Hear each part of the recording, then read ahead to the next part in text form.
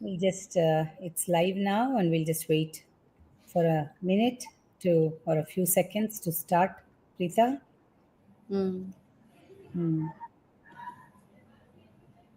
Yeah.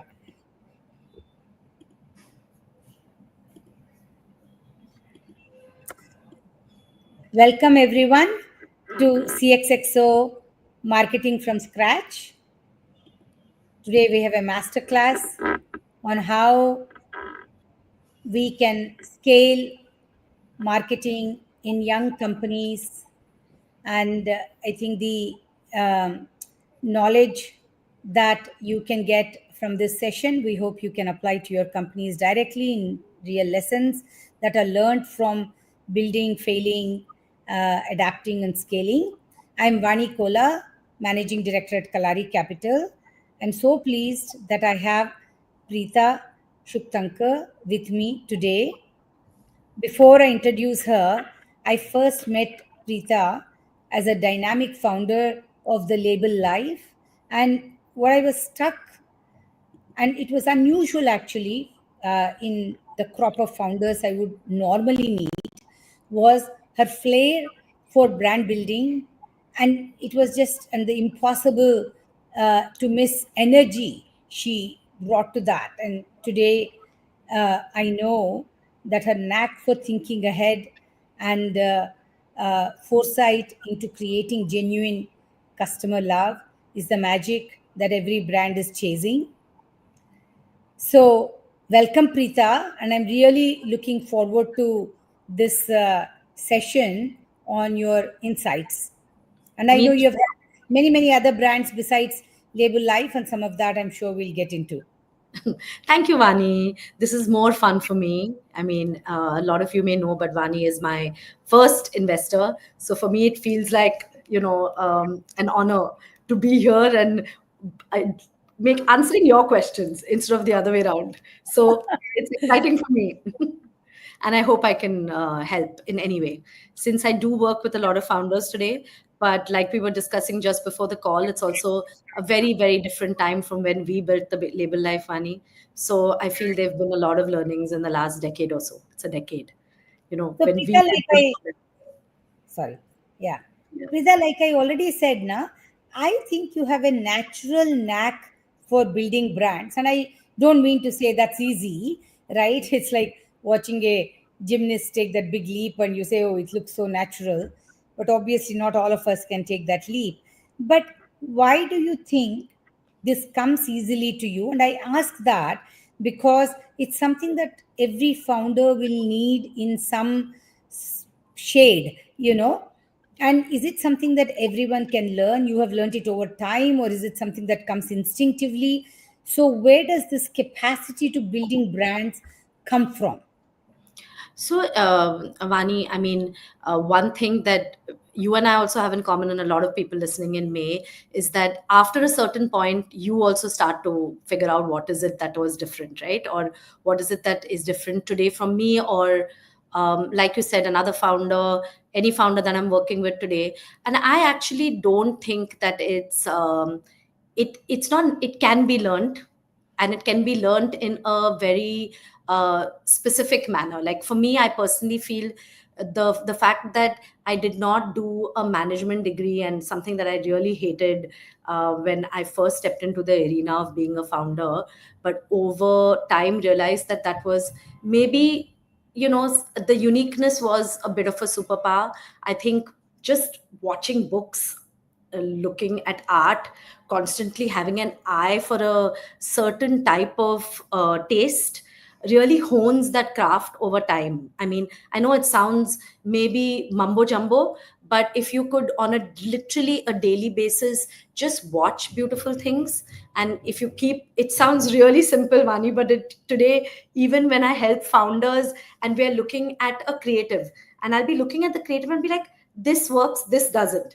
And they can't tell the difference, and I'm like, how can you not tell the difference? And that sort of learning just comes from seeing more and more beautiful items, spending time on Pinterest. I mean, it's actually as simple as that, looking at brands you like and keep looking at the packaging. Like, it sounds really simple, but why is this packaging better than this packaging? What is the difference between the best ads that were on during IPL? What were the 10 best ads? Why did they catch your attention? Having the team also spend time. I see, again, I mean, I'm rambling, but I see so many founders where teams are working 16 to 18 hours a day. But my standard thing is one day a week, not even one day a week, one day a month. If everybody can just sit together and play 10 ads and then debate in the team, especially social media teams or content teams, as to why this ad worked, why it didn't work, why this movie was enjoyed, why didn't you enjoy this movie? I think just the background, or and maybe I polished it later, but I started my career off as a journalist. I actually wrote articles, and then moved to writing feature articles, which meant that they were more in depth. So I feel the joy of telling a story, writing a story, then moving to TV as a medium, telling the story visually, then launching a D2C brand, which meant, again, telling the story visually in many ways and making some money off it. That sort of stepping stone, every bit of the way, I guess, honed the craft a little bit. But I think some of it is just having an eye. At the end of it today, a lot of mentors, you yourself, other people say, and I think it's a matter of pride, that the difference is just the eye. I don't know whether that's a compliment, or now I just feel that it it's actually that simple thing, right? Don't know whether that Yeah, and answers. so maybe for others, the way they develop that I is continuing to ask that why question. Why did I like this? What was great about it? And have taking the time to reflect. That's what I'm taking away from what you said. So And building, consistently, yeah, and so consistently and honing on that skill. But a different question, the moment we say brand, it's like equals money, right? yeah. But startups often don't have a lot of money or any money. But you have done something money can't buy, which is somehow build the brand from grassroots, get true influencers to be genuine in loving your brand and endorsing it. And you have really earned customer love without having to spend a lot of money, and obviously that's the what is most sustainable. But are there any sort of three lessons others can learn and apply from how you have done it? So Vani, again, first, honestly, the world is completely different, and the playbook has entirely changed from when the label life started. Having said that, I think three things, if I have to stick to them, one would be, it sounds fancy, but focus on resonance before reach, right? I keep telling a lot of founders that, they instantly have these metrics like 400 orders, and in this kind of conversion, we should have this repeat rate. But I think this chasing of vanity metrics is is flawed. I think people have stopped obsessing over the customer journey, which is just the number one thing everybody should learn at whatever scale, whatever money you've raised, however large you are, right? I think the similarity between some of the brands that have managed to scale as well as brands are remembered is just the fact that they obsess over the customer journey. And that isn't a function of budget. It starts with whatever, building trust at various touch points, right? I feel that even the product, the tone, the packaging, the customer needs to feel like it was designed for them. And these things don't require a budget. Just looking a certain way um, shows your customer that you respect their time that they're spending with you. I think if every founder just focused on that basic journey, and it's not basic, it's a journey, and now we have a million tools that allow us to actually track that journey also way better. So why aren't we focusing on just those elements? So if I would say, packaging is as important as the product itself, especially in D2C. I mean, there's so much of your story that can be told between your website, your social media, and your packaging. And that's where a brand can be built literally with two people on the team. I mean, I kid you not, it can be built with two people on the team. And most founders today are spending time on that. I genuinely feel, and I don't know what you think, Vani, we're looking much better, right? I think a lot of the websites look good. A lot of the social media pages are different. But if we keep telling ourselves resonance before reach, how does your customer feel about you? I think it's not a function of the budget. It can be done very simply.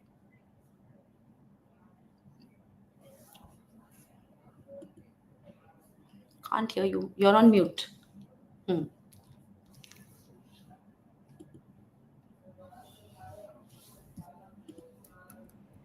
You said it can be built with just a two-person team to begin with, right? You can start your brand exercise. So let's talk about how this team evolves from two to whatever. Is it a function of revenue? Is it function of number of customers? Is it function of how much funding you have? Maybe the answer is among somewhere all that. And if I hire two people to begin with, how senior, how junior, and what skill sets should I start with in my starter marketing team, if you will? So I just actually recently laid out a plan for someone I work with on phase one, phase two, phase three, right? Saying that you start with your 0 to 1 a place, which is just about getting the product in order, and or your website or your app. And even for that, Vani, today, with everything that we have at our disposal, right? Not like, I mean, I feel like when we built the website, we literally didn't have Shopify. Now you have Shopify. I feel like just one founder and Shopify is sort of enough to run a great product with every bell and whistle you can think of. Like literally, Shopify tools will tell you everything. So who then should be your next hire, right? Obviously, it again depends on it's a marketplace. Are you a app? Are you a, it's obviously depends on all of that. But I actually think today, again, brand, not just brand, but nothing is organic while everything is organic, right? It's so overt, it's covert kind of a funda. But I would start with a content first generalist, right? I'm by generalist, I mean someone who can think, who can write, who can post. A lot of the rest can be managed by AI. I mean, I'm not going to say chat GPT everything, but the reality is if somebody thinks content and somebody who can do basic writing and posting, that's good enough. But that person doesn't have to be full time. Then there is again a performance marketer who can experiment fast, read data, if the founder is that, then terrific. But I'm just saying, if you have to literally start a business with two people, those were the two people, or half. If one person can double up, then great. But to me, in 0 to 1, that's all you need. Zero to, the 5 to 10, 10 to 15. Today I feel every brand should be a publishing house themselves, right? That's what's happening everywhere. The best of the lot are making their own content. The best of the lot are making their own YouTube videos. They're creating their own IPs. And that's eventually where everybody should get to. Only because you'll save marketing dollar, you'll not rely on influencers, etc., etc. But to start off with, if on your founding team you can have a content generalist, it's far easier to get this brand journey started, because you can spend the marketing dollar, but will the person come back, and why will they come back? And that seems to be everybody's story, right? Today, nobody's coming back. And you can, and if you just even if, with the largest apps, you can download the app, but then everybody's taking a first discount coupon and not coming back. So they'll only come back if you How do have. you stand out and create your own content that somehow endures, right? So you can't just be a product company, you also need to be a content company, is what I'm taking away from you. Yeah. So, but you talked about maybe a performance person and a content person. um, uh, Performance marketing and brand marketing are two different things, but of course they influence each other. Yeah. So how should founders think about balancing them effectively? For example, I'm generalizing, but most D2C companies veer towards brand marketing, and they're also a little bit more comfortable instinctively on that. Most, let's say, SaaS or B2B companies are comfortable in performance marketing, and they kind of focus into that has different structure of data, insights, and so forth, and less on brand marketing. And rarely, like never, have I found somebody who's both good at performance marketing and brand marketing. They're like right side, left side brain. So my question to you is, how should founders think about balancing between performance and brand from their marketing budgets and measurability? So again, Vani, I have very little experience in SaaS. Actually, I've none. So it would be unfair for me to speak about something I don't know. But at least in consumer, the way I at least talk about it, and I really believe, right? Brand is your only moat today. If you don't have a brand, or people don't understand who you are as a brand, there is no differentiation in this market of millions of D2C brands and just products that are being thrown at you today. What do you remember the most? And that's your moat. Okay. Performance is obviously the engine.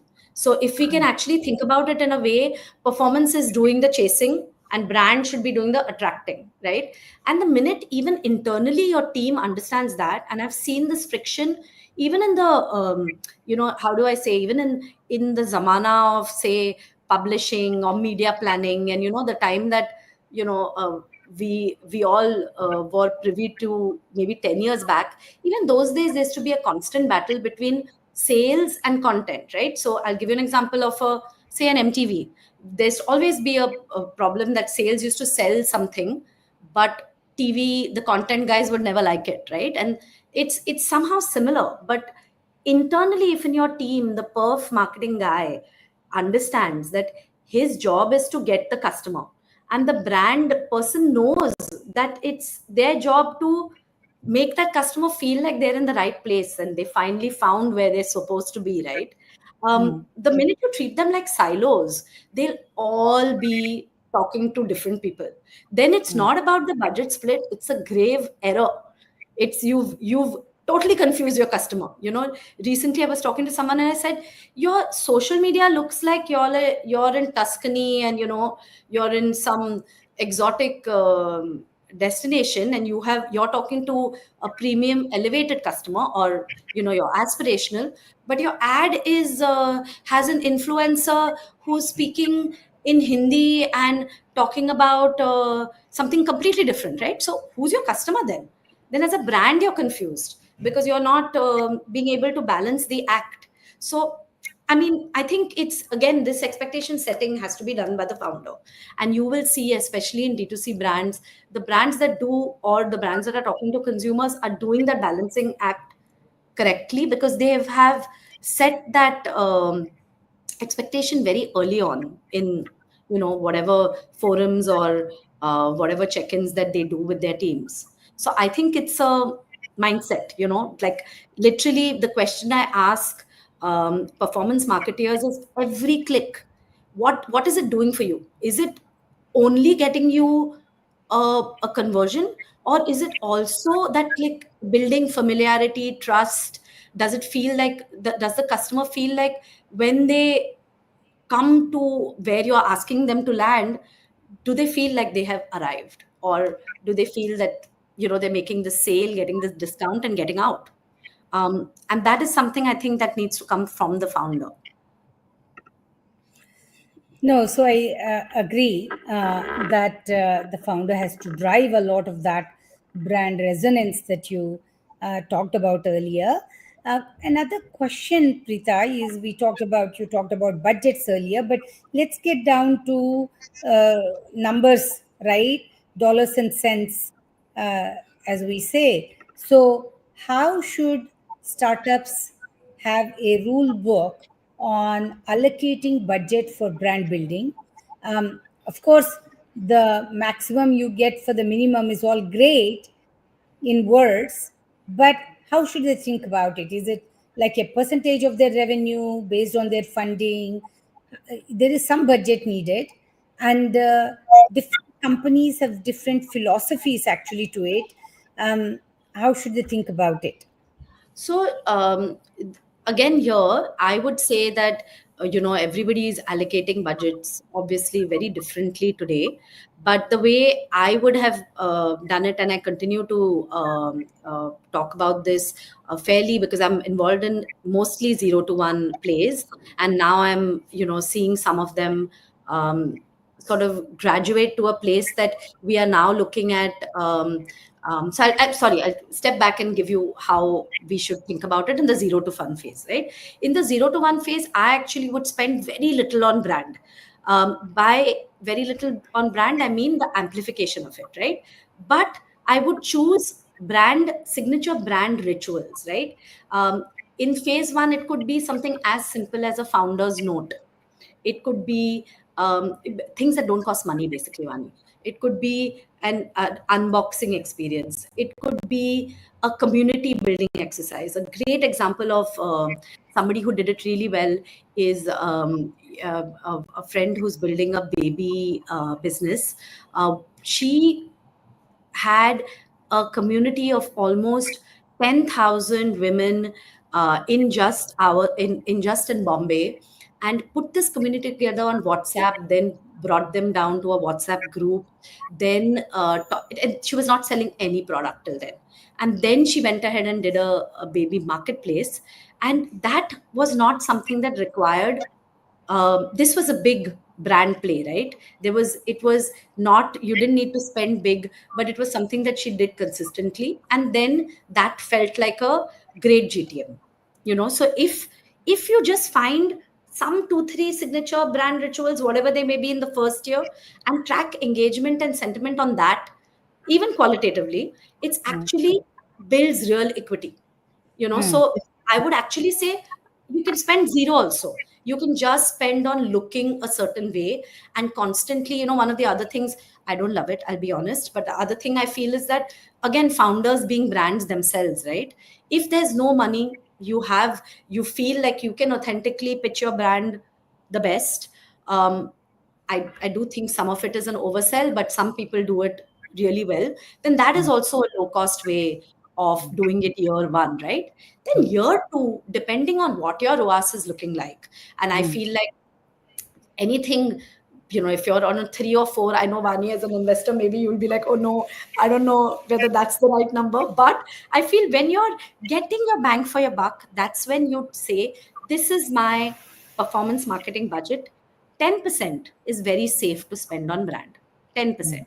Now, what does that mean? It means that instead of getting an influencer out there to talk about, here's my discount coupon and this is a macro, micro, whatever influencer, you instead get someone who actually resonates with your brand and is telling the story. They're not selling the product, right? And that again could move to phase three, where building an IP. You're maybe doing an offline event.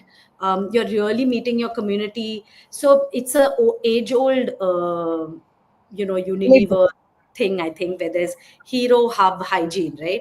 The hero is where your brand can really be showcased. And internationally, there are many brands who do it really well. It could be a large beauty event, it could be a fashion week. I mean, Lakme Fashion Week is a great example. That ends up being your hero. You work toward that, right?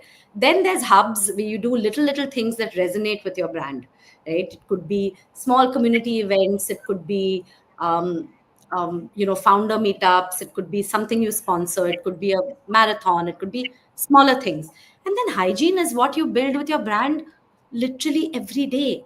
Your unboxing experiences, your founder notes, your interaction with a customer that you repost or post, your social media, your calendar across Twitter or LinkedIn.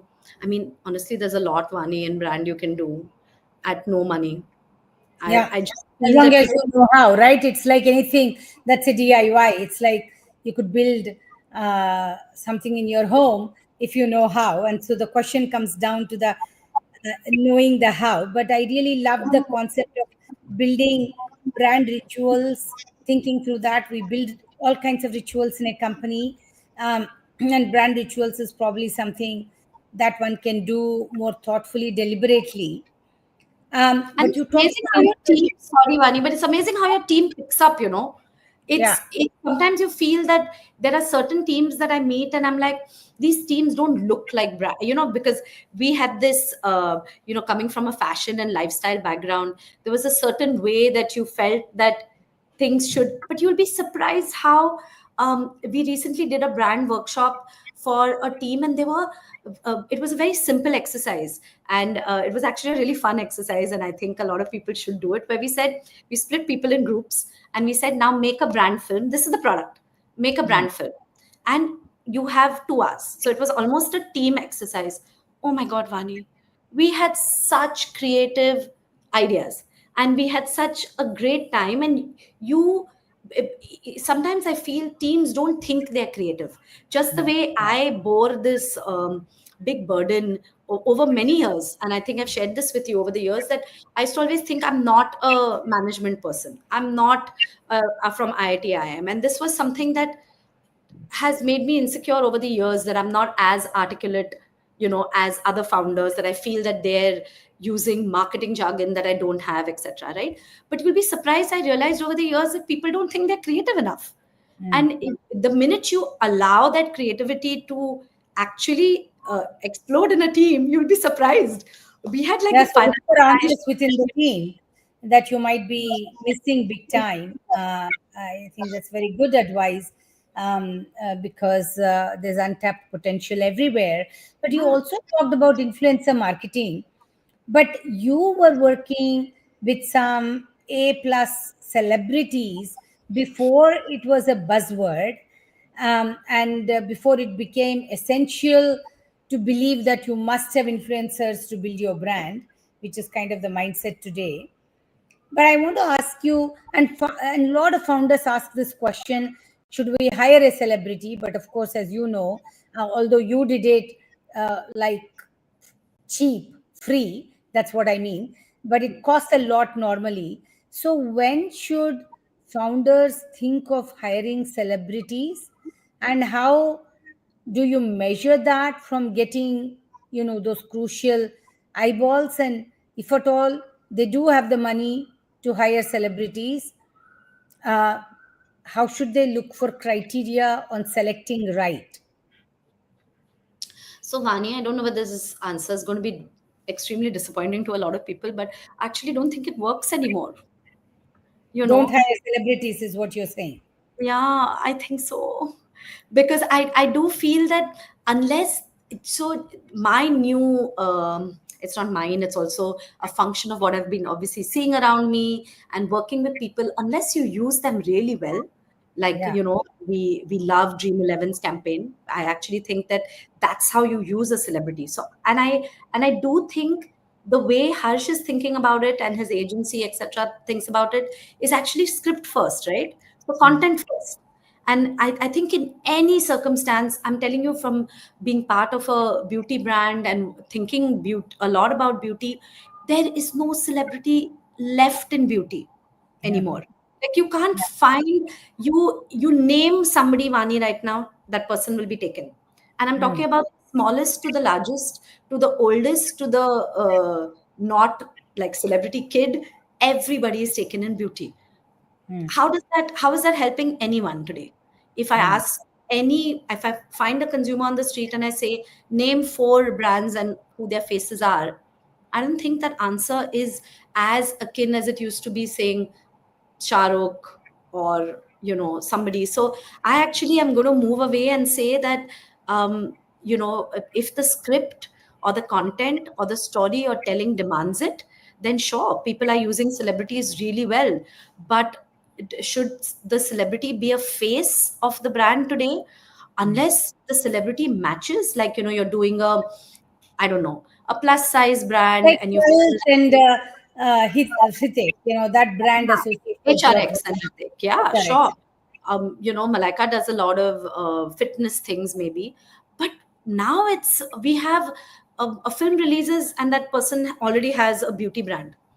Yeah. I don't see things like that make any sense. Having said that, the celebrities themselves have realized it, Vani, and this is intel from the market today, and they also think that it's just. I think we started a trend, Vani. There were too many Mm. people after that who just thought getting a celebrity, building a Yes. label, it's going to work, and we know that it no it doesn't work. But Virat's brand for a Puma will work, but does Virat's brand that he's built himself work? Yeah. Is Ranveer sneaker selling? We Yeah. all know that none of this is skyrocketing the way we would think. We've had this conversation before. A consumer Yeah. is the fan is not a consumer. The Yeah. fan is engages. The fan will write on social media, will give you 4,000 comments, but will they buy a 4,000 rupee product? The answer is a clear no. Yeah. So, how are you planning content? How are you weaving the celebrity in? What are you doing with the celebrity remains to be seen. And I do think some celebrities are doing a good job. But the rest, if you have the money for it. But now I also feel that equity is equally dear to a lot of people. And while I say, like, I think a K Beauty, for example, is a good example of Katrina being super close to her brand, but it is on the back of a Nika. It was at a time of growth similar to an HRX. It Mm. was on the back of a Mintra. It could scale the way it deserved to scale, but Yeah. for the rest of them, it's hard, right? It's again spending the same marketing dollar, going through the same clutter, and that's only going to happen with good creative and good content, not the celebrity. Then we talked about all the things to build a brand, but there are so many new brands coming up, and you are very close to watching them and being involved with them. What are three or four mistakes that founders make, a la brands make, that you go, oops, no, no, no, no, and why are you doing this? So, what are those repeatable things that young startups don't realize, or is there such a thing? What are your thoughts? No, I feel like, again, I met a founder recently and already had two products that were ready to market, right? And Yeah. I was like, as something as simple as, how many customers have you spoken to? Um, I You have a deck, sure, but have you spoken to real live customers? Have you done any sort of studying on what you're building? Does it actually work? And Mm. are people going to use it again and again? And what was the feedback? I think the things I have learned from the founders I work with, say a Romita spoke to 100 women before launching Foxtale, actually sat at an airport next to people, genuine stories, saying what is missing in this, what are the friction points in this, why is this not working, why is this working, right? That hard work that goes into actually talking to customers, I do feel beforehand, before launching the product, I do feel people are not doing it that much money anymore. Maybe I'm the kind of people I'm meeting. People are launching athleisure brands, people are launching, we were talking about toothbrushes, but the overcomplication of coming to the product before actually you know talking, learning, Knowing my your view, customer. Mm. yeah, you learn more from 10 real customers than 100 decks that people will make. I feel like when I met you, Vani, or amount of people I know you've invested in, I don't know how many decks you saw. You actually spoke to the founder and spoke on their real review and who they were going to talk to, right? I feel that is the number one thing that people are doing. The other thing people are doing is they're overcomplicating their story. you know why this, it should be something that can actually fit in 3 or 4 lines. I mean, three or Mm. four words, ideally just one line. And I actually have a very simple way, and I wish I could show it, but um, the what, why, how should actually come in one line, something Mm. very simple. So Mm. it's not overcomplicated. I am talking to the time poor Gen Z, like, okay, sorry, that actually is quite simple, but you know what I mean? People write a long mission statement, or they over complicate and try to appeal to too many people. Yeah. So Yeah. Hear I you. feel that it has to be, people have to start ugly. Our website didn't work, Vani. A lot of people's website, it's okay. You have to just keep evolving. And the thing I think Gen Z is doing really well is they're doing this evolving in public. The jury for me still remain is out whether that works or no. But the evolution in public, at least to your team, is great, because then speed and clarity are, as you know, super important. You some people believe in this, but I do. Speed is important. You are finally a startup. I mean, or else, if you can't do the speed with clarity, then maybe it's a tough one. But I mean, I think that's one of the big things that people are failing on: overcomplicating, trying to appeal to too many people, and then just not talking to customers, which I just don't understand.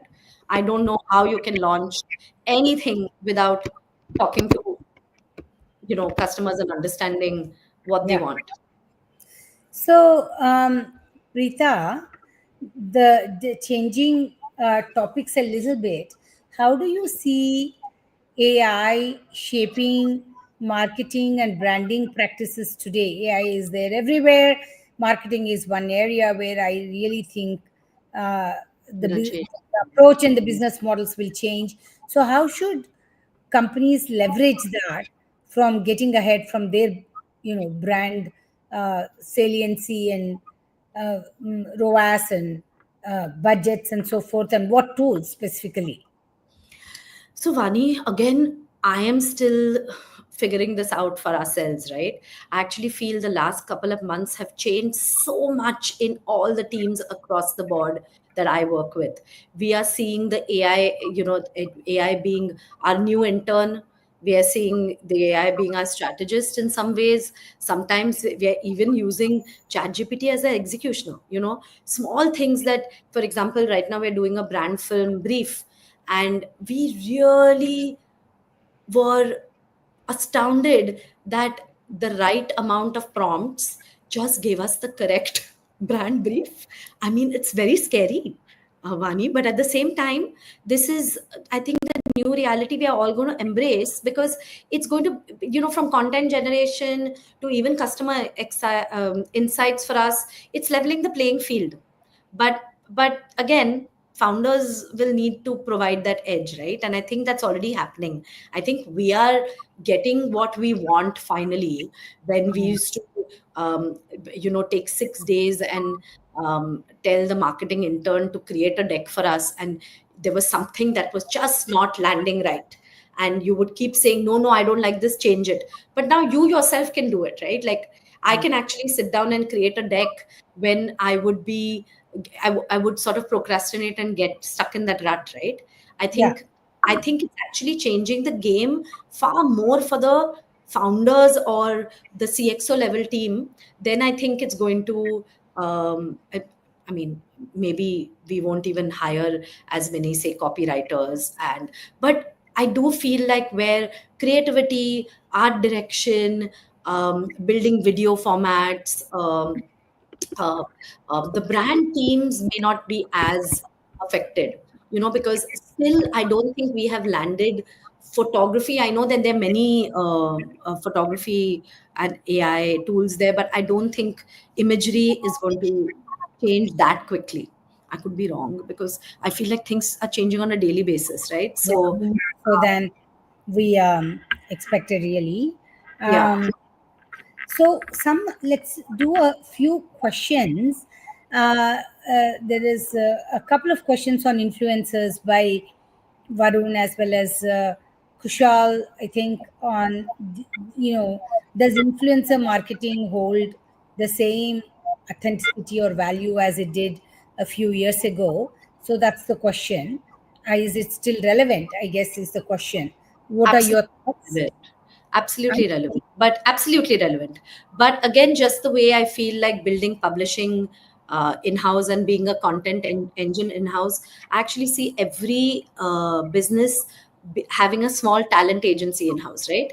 The way at Foxtale does it really well, Bliss Club has done it really well, Nika does it really well, where you actually have influencers and they create your affiliate program, because the amount of revenue for every D2C brand that is coming directly from influencers today, it's a hard to ignore story, right? And as uh, vanity or fashion or beauty only captures more and more consumers, social media is the place that they turn to. So influencer marketing is here to stay for a while to come. It's just going to be how smart every team does it, because there's so many agencies out there. Again, we will have to build it in house to make it work for Mm. ourselves. Mm.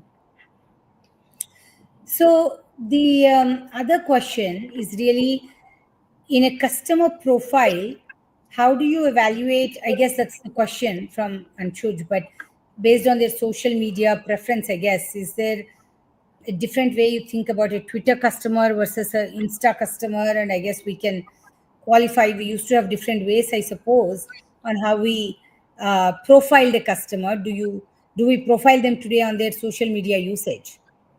Not really, no. At least we haven't seen that, because largely today our customers sitting in one space, right?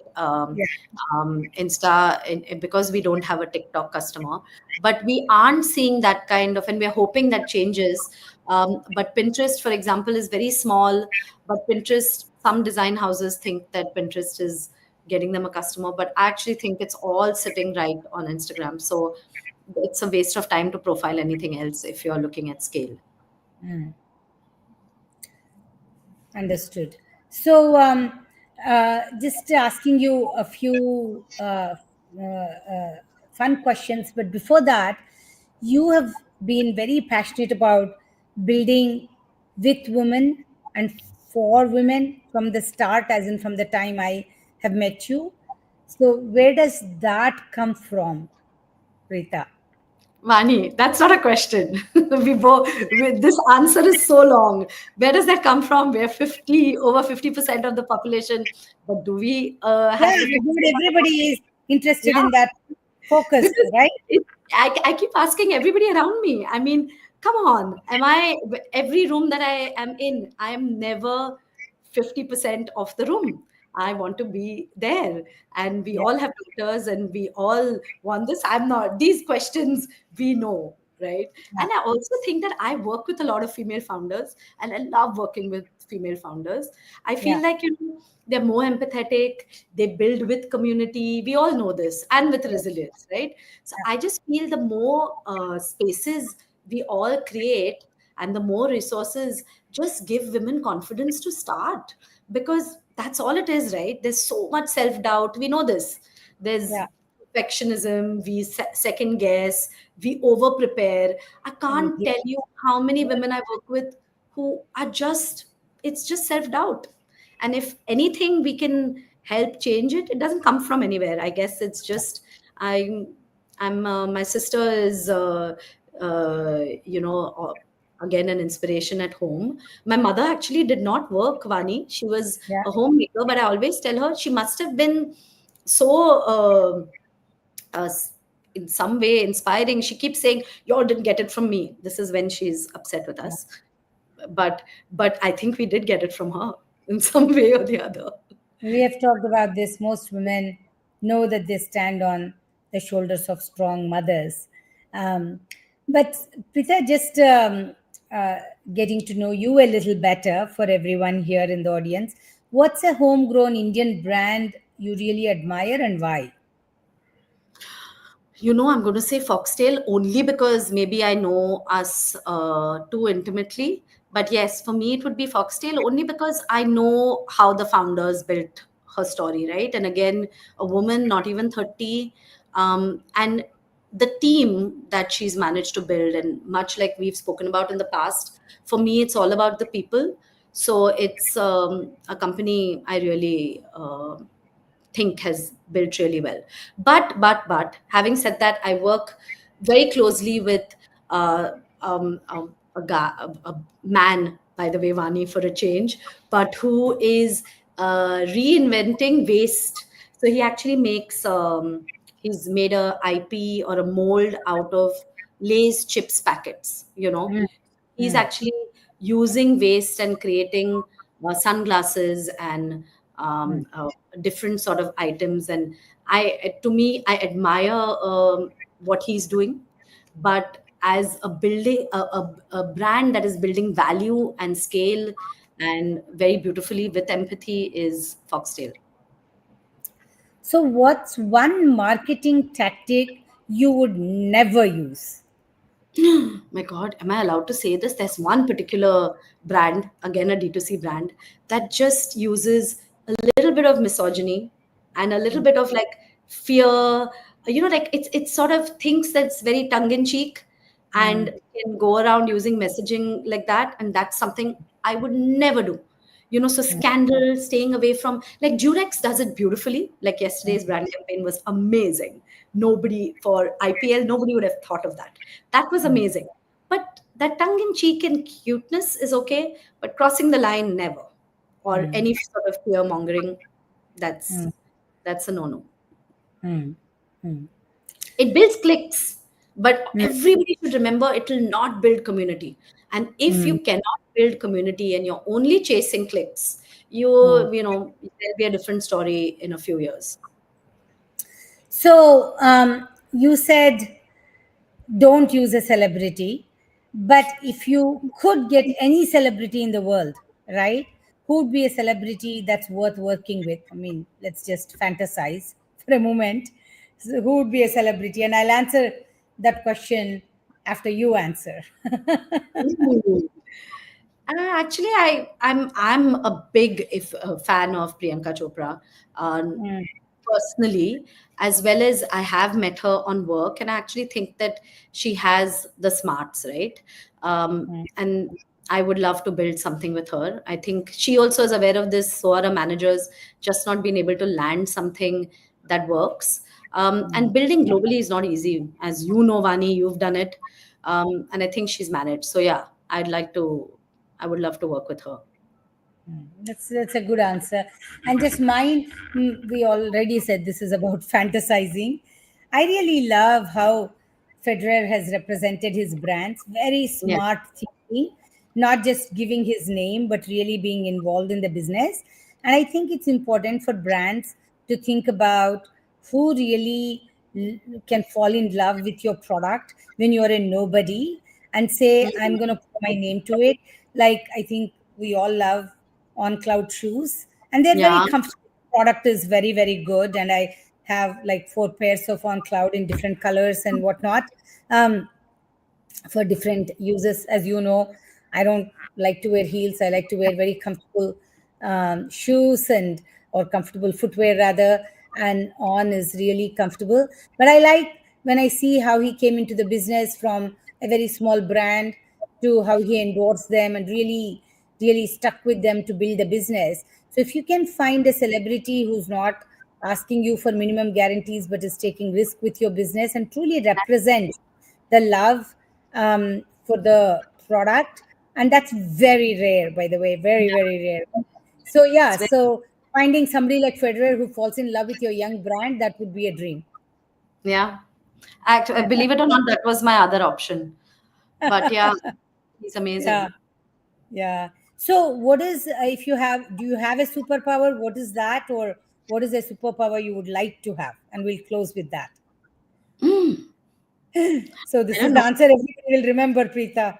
Your brand signature. Your brand signature. I actually think that I genuinely like people, Vani, and I think that So your I superpower is people, that you really it's connect with people, people. and it's not as lame as networking. A lot. I feel like even with women, it's been not just with women, with all professionals, networking has somehow got a bad name. It's Yeah, not. like you're in it to get something. Yeah, oh, you're such a networker. We've heard it a lot. And actually, I'm not. I Yeah. genuinely want to hear people's stories. I feel like I like hearing the story. I like keeping that story, and that story sort of stays with me. And if your Yeah. story has stayed with me, I really, Vani, with everybody we know, it is then authentic, much like a brand, right? You need to tell Mm. your story well. You need to be authentic while you're telling it, and that's all it takes to build a brand. And same Mm. goes for me. I feel so I love people, and I'm not lying when I say that. I actually like them. No, that So comes across, of course, very genuinely. And I did say this was the last question, but you triggered something. I'll ask one last question, I promise. I know you have many interests, but you recently wrote a book, The Perfect Match. Would you like to share more about that with the audience here before we close off? I mean, I'm very open about the fact that my daughter is adopted, and so the book came from a very personal place. And I wanted to create. When she came home, I felt like there was no book that I could read to her that I felt resonated with our story. And I am in a very privileged place that I could write something, and I actually got a great publisher involved, and I realized that. But for me, it was important to put it down on paper. And I just hope that it opened some conversation between people, between adoptive children, or not just adopted parents, kids who had questions, because now she's 12 and I've seen various phases of journeys and questions that she has, plus people around her. And so I felt it was important for even her and I was lucky to be able to write something that more kids could read. More stories on this for another day, Vani, because it's very interesting to me again how, while this is such an important subject, it still feels niche in a country like ours.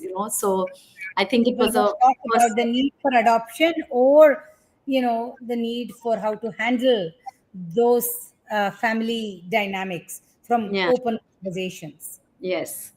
So it's still available on Amazon, and I think we are doing pretty well. But I still think we could have. I mean, it could have been a better story, but maybe 10 years later, it can be told even more openly. Yeah. No, that's great. And you have been a great mom. I have seen from the first day you brought your daughter home and you're telling me about it. But good luck with Yeah. everything. And thanks for taking the time and talking to us today, Preeta. Thank you, Mani. This was fun. I hope it. I made some sense, if not more You sense. made a lot of sense to me, and we'll find out from the audience. All Yeah. Thank you, right. Mani. Thank you, everyone. Have a good evening. Bye. Bye.